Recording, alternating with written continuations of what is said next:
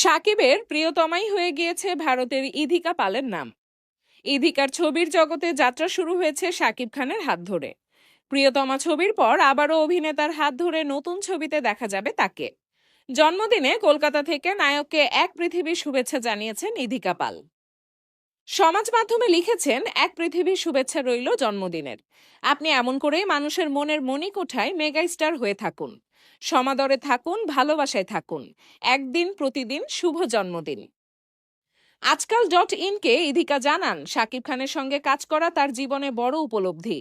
অভিনেত্রীর কথায়, প্রথম ছবি এত বড় মাপের একজন অভিনেতার সঙ্গে, কিন্তু কিছুতেই সেটা বুঝতে দেননি আমাকে। প্রথমে ভেবেছিলাম খুব অ্যাটিটিউড হবে, কিন্তু শাকিব সেই ধারণা ভেঙে দিয়েছিলেন। ইধিকা আরও বলেন, শাকিবের অনেক অনুরাগী রয়েছে দেশ জুড়ে, আমিও তাদের মধ্যে একজন। কিন্তু নায়কের প্রতি প্রেম জাগেনি মনে, কারণ কাজটা খুব মন দিয়ে করেছিলাম। জন্মদিনে চাই খুব ভালো কাজ করুক শাকিব, আরও অনুরাগী সংখ্যা বাড়ুক।